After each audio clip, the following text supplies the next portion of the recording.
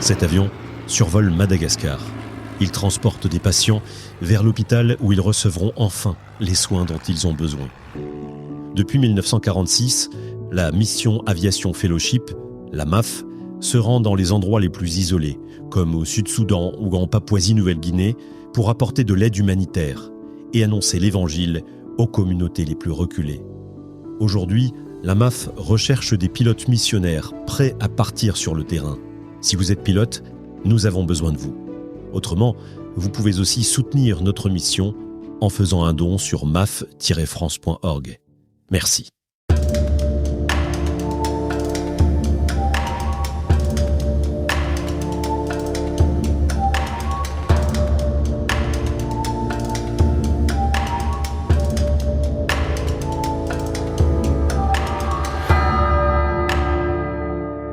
Bonjour, je suis Anne-Claire, la voix qui vous raconte, épisode après épisode, l'histoire incroyable du livre le plus célèbre du monde. Il était une fois la Bible est un podcast coproduit par YouPray et Bibliapédia. Épisode 10, Abraham et l'appel du Seigneur. Comme je vous le disais la dernière fois, les 11 premiers chapitres de la Genèse racontaient les commencements de toute l'humanité. La création du monde, la chute d'Adam et Ève, le premier crime de l'histoire des hommes avec Caïn et Abel, le déluge, et puis Babel. Nous commençons aujourd'hui la seconde partie de la Genèse, avec l'apparition d'un personnage incroyable, Abraham.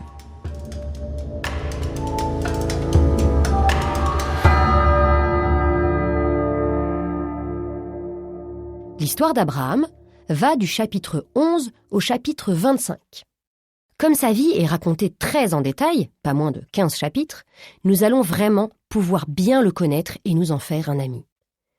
Et pour faire connaissance avec quelqu'un, c'est intéressant de savoir qui est sa famille. Juste après l'histoire de la tour de Babel, nous avons le droit à une dernière petite généalogie qui va de Noé jusqu'à Abraham en 10 générations. Voici la fin de cette généalogie qui voit apparaître la fameuse famille. Je commence la lecture. Voici la descendance de Téra. Téra engendra Abram, Nahor et Haran. Haran engendra Lot. Alors, comme vous le savez maintenant dans la Bible, chaque nom de personne a une signification. Abram, et là je précise, Abram ça s'écrit A-B-R-A-M. On verra après pourquoi ça deviendra Abraham. Abraham, donc, peut vouloir dire « le père est élevé ». On peut comprendre que le père d'Abraham est très important pour lui. En fait, il est même trop important pour lui. Il va falloir qu'Abraham arrête d'admirer son père de la terre et le quitte. Mais nous verrons cela dans quelques instants. Je reprends. Haran mourut avant son père Téra dans le pays de sa parenté, à Our des Chaldéens. Bon, jusque-là, aucun détail n'avait vraiment attiré notre attention. Mais maintenant, nous découvrons une petite particularité assez triste de cette famille. Laquelle ? Est-ce normal qu'un enfant meure avant son père ? Non. Nous apprenons aussi que la famille d'Abraham vit à Our.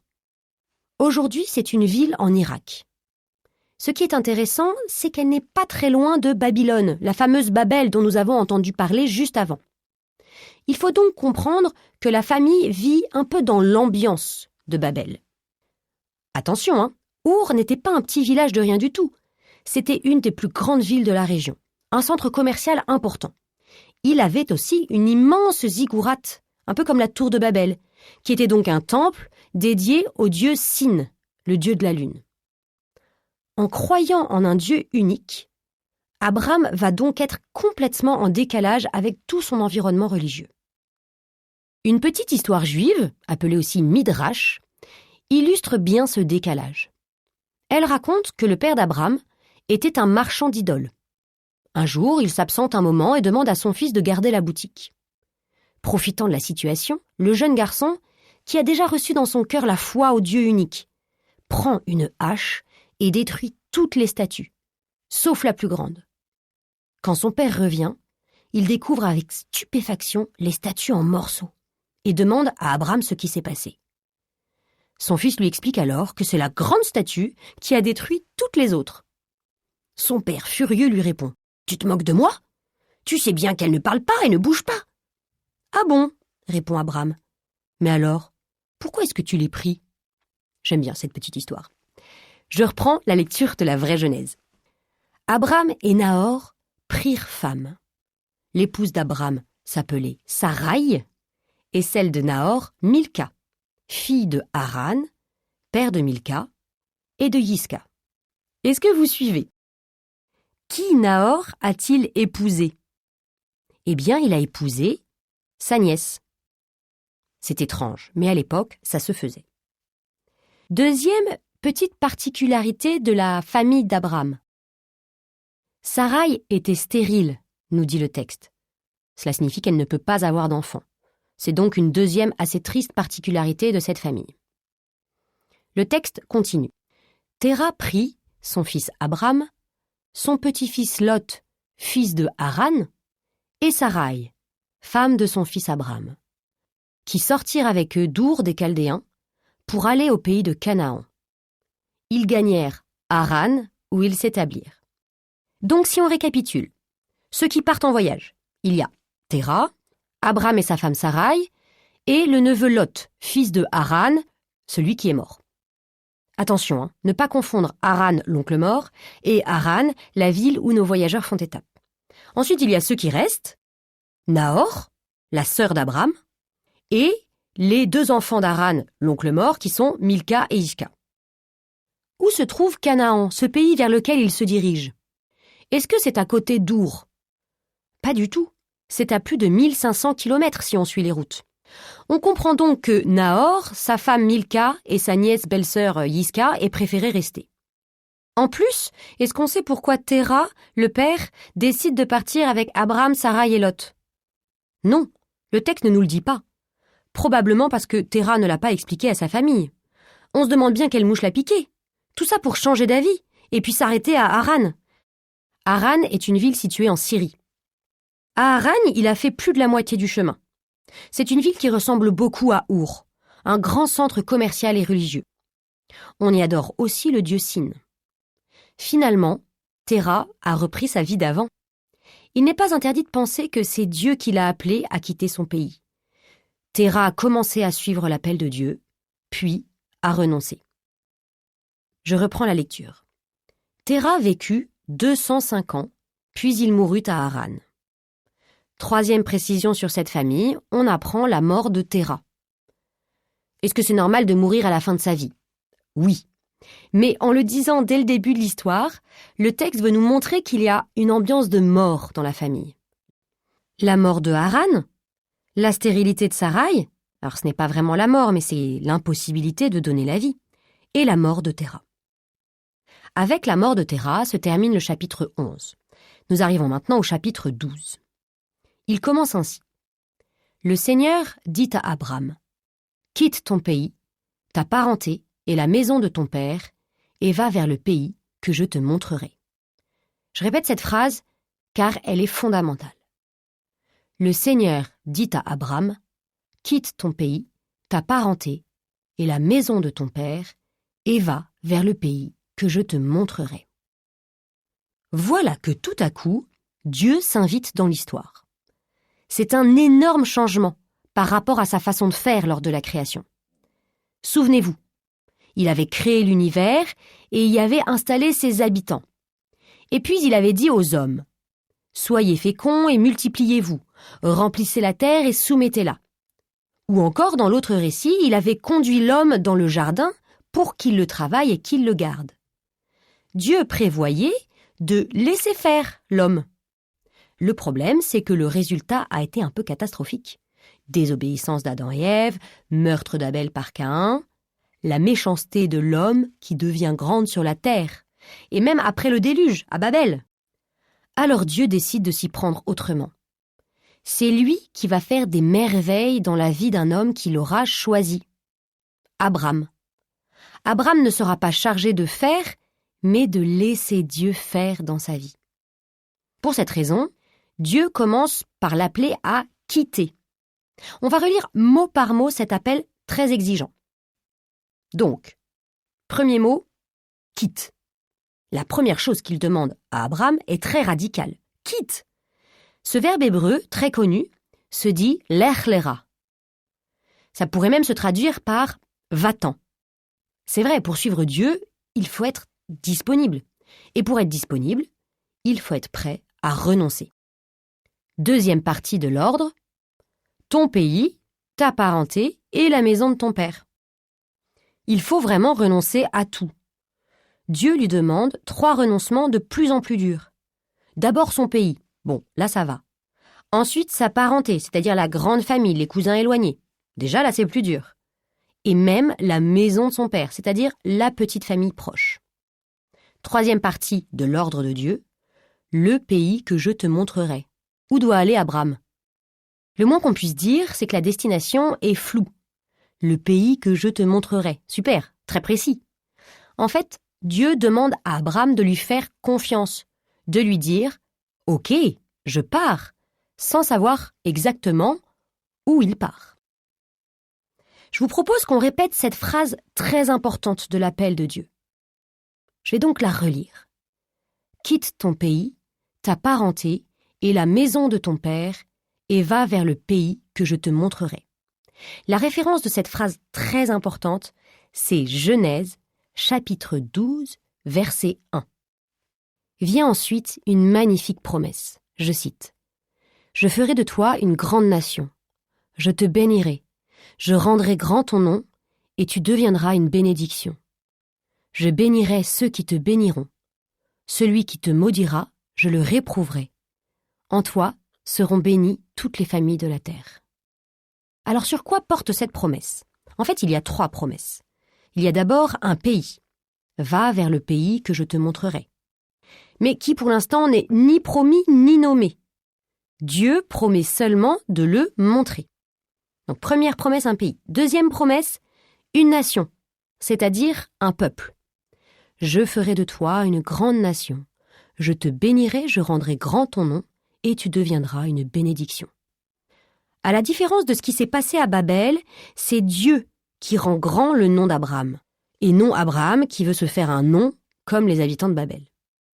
Ensuite, troisième promesse, une bénédiction pour le monde entier, tout simplement. Je bénirai ceux qui te béniront. Celui qui te maudira, je le réprouverai.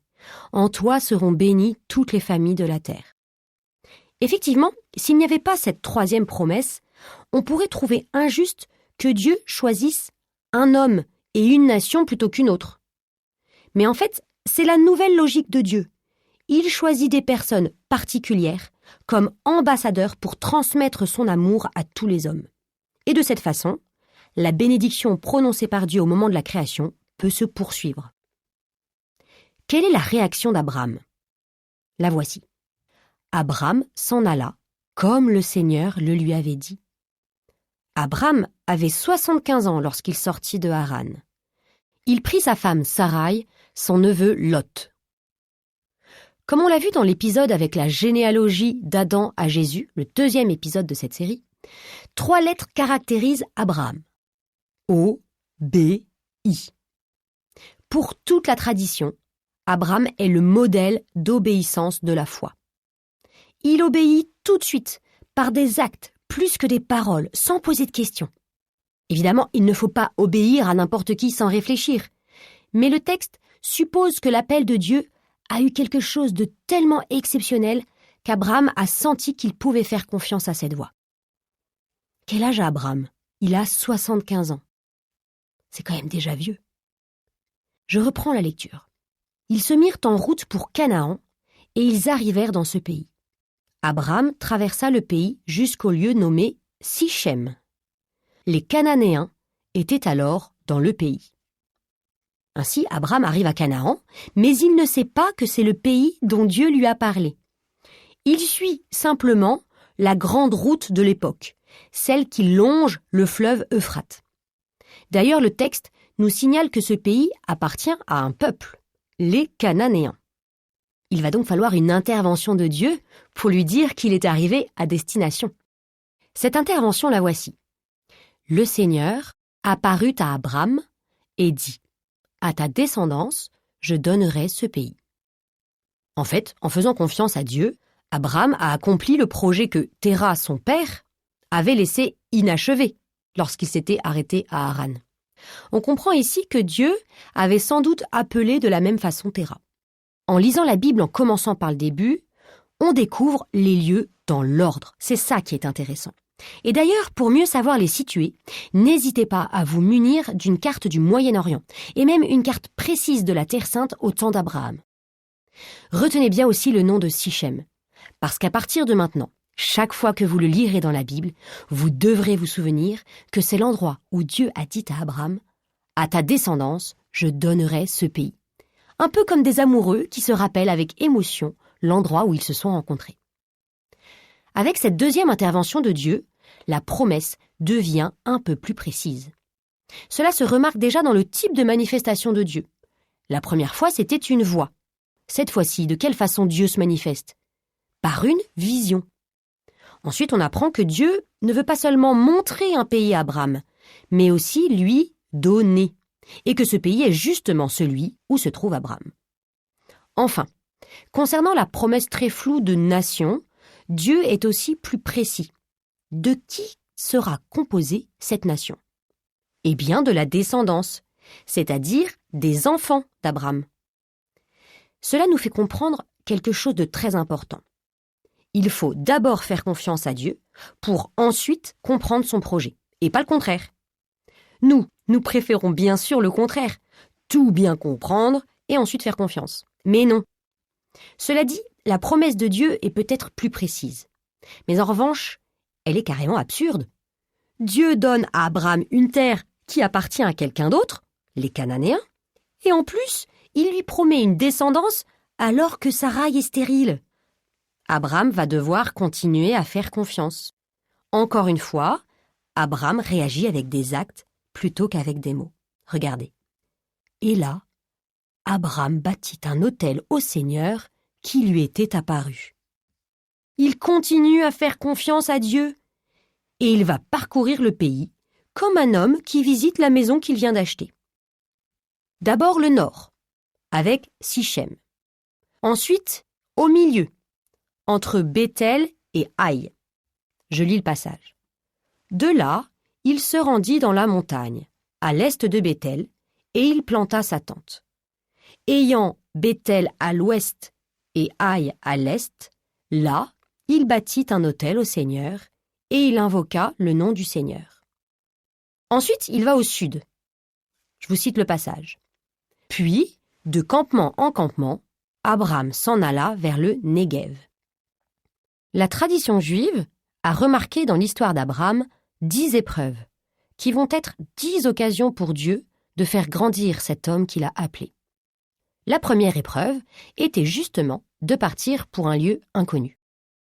Abraham a-t-il réussi cette première épreuve ? Il me semble bien que oui. Va-t-il aussi bien réussir les autres épreuves qui arrivent ? Nous le verrons dans les prochains épisodes.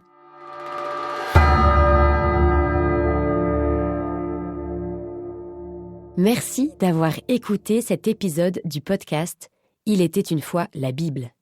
Nous espérons qu'il vous a plu. Pour nous aider, n'hésitez pas à partager ce contenu. Pensez à vous abonner pour être au courant de la sortie des derniers épisodes. Vous pouvez aussi retrouver tous ces podcasts et de nombreux autres sur l'application YouPray.